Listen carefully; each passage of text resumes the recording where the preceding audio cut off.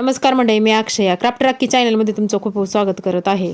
तुम्ही पावडरचे डबे, तेलाच्या बाटल्या, कॅन असं काही टाकून देता का? मग थांबा जरा. आजपासून या वस्तू टाकून न देता साठवून ठेवा. तुम्ही कधी विचार केला आहे का, हीच वस्तू टाकाव असून सुद्धा सजावटीची शोभा तर बनूच शकते, पण तुमचं ऑर्गनायझर म्हणून पण तुम्ही त्याचा वापर करू शकता.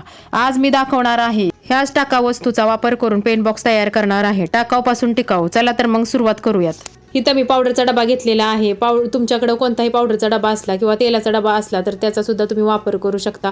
खूप छान पद्धतीने आपल्याला ह्याचा वापर करता येईल. आणि त्याच्यावरचं मी रॅपर काढलेलं आहे. तुम्हाला रॅपर काढू वाटलं तर काढा किंवा नाही काढलं तरी चालेल. आणि ते एकसारखं कट करून घेतलेलं आहे. वरचं तोंड काढून घेतलेलं आहे त्याचं आणि एकसारखं कट करून घेतलेलं आहे. आणि इथं मी डिशवॉशचं कॅन घेतलेलं आहे. वरच्या साईडने तेलाचं कॅन एकसारखं कट करून घेतलेलं आहे आणि एक कापड घेतलेलं आहे. तुमच्याकडे कोणतंही डिझायनर कापड असेल तर ते घेऊ शकता. मी इथं प्लेन कापड घेतलेलं आहे कारण मी वरतून लेस लावणार आहे. आणि गम घ्यायचा आहे, तुमच्याकडे असेल तो घेऊ शकता तुम्ही. आणि इथं बघू शकता तुम्ही कापड मी त्या कॅनला चिटकवत आहे. मी ज्या पद्धतीने चिटकवलेलं आहे त्याच पद्धतीने तुम्ही पण चिटकवा.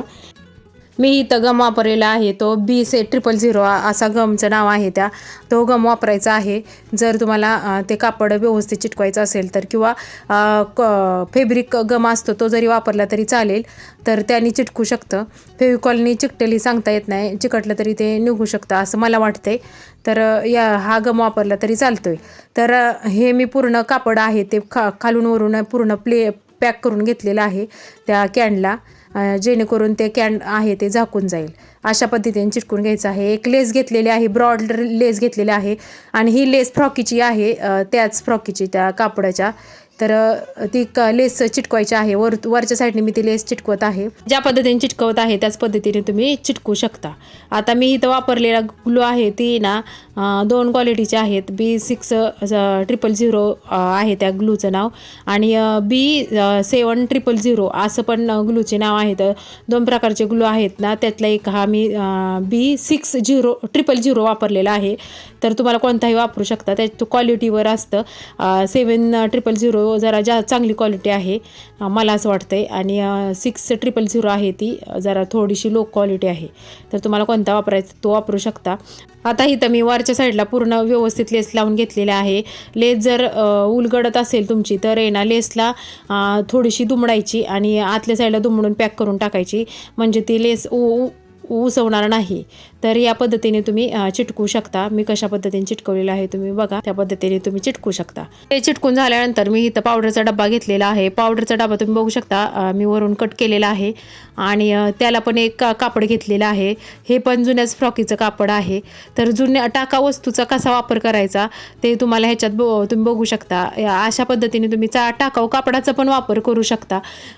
टाकाऊ जर असेल बाबा आणि डिझायनर असेल तर त्या कापडाचा खूपच छान वापर होतो. तर इथं माझ्या मुलीची जुनी फ्रॉक आहे, तर त्याचं कापड मी इथं घेतलेलं आहे आणि ते मी इथं चिटकवत आहे. अशा पद्धतीने आपल्याला पूर्ण रॅप करायचं आहे. आता इथं तुम्ही ना त्या पावडरच्या डब्याला कलर जरी दिला असता तरी छान दिसलं असतं. तर इथं मला कापड चिटकवायचं आहे, तर ते मी कापड चिटकवत आहे. तर ते कापड चिटकून झाल्यानंतर एक पुठ्ठा घेतलेला आहे बॉक्सचा. पार्सलचे बॉक्स असतात ना, त्याचा वापर तुम्ही ह्याच्यात करू शकता. पार्सलच्या बॉक्सचा पुठ्ठा घेतलेला आहे, किंवा वह्यांच्या पुठ्ठा पण जाड असतात काय तर त्याचा सुद्धा वापर करू शकता. आणि त्यावरती मी खालच्या साईडने गम लावून ते कॅन चिटकवलेला आहे. त्याच्यानंतर पावडरचा डबा चिटकवायचे आहेत. मी 2 पावडरचे डबे आहेत ते चिटकवत आहे.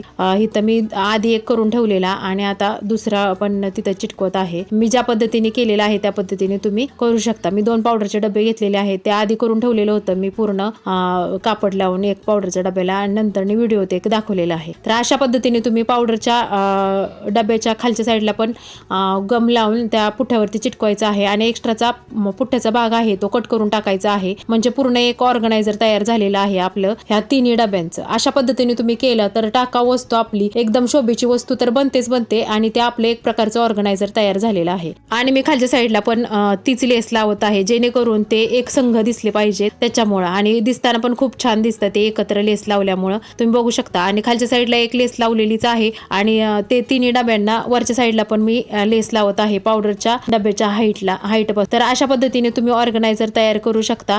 खूप छान ऑर्गनायझर आपलं तयार झालेलं आहे. ऑर्गनायझरला लेस लावल्यामुळे ते ऑर्गनायझर मजबूत तर झालंच आणि ऑर्गनायझरची शोभा पण वाढली. तुम्ही बघू शकता किती छान वाटतंय ऑर्गनायझर. आणि असं त्या ऑर्गनायझरचे भाग पण वाटत नाही की बाबा ते डबे वेगवेगळे असे पण वाटत नाही त्या लेस लावल्यामुळे. तुम्ही बघू शकता किती छान वाटत आहे. तर त्याच्यात मी ब्रश माझे ठेवलेले आहेत, स्टॅपलर ठेवलेले आहे, कटर ठेवलेले आहे, कात्री असं ठेवलेले आहे. तुम्ही पेन्सिल पेन वगैरे ठेवू शकता. किती माझं सामान त्याच्यात बसलेलं आहे तुम्ही बघू शकता. व्हिडिओ आवडला असेल तर तुमच्या मित्रपरिवारात शेअर करा. तुमच्याकडे जर टाकाऊपासून टिकाऊ अशा काही आयडिया असतील तर ते कमेंट करून सांगा.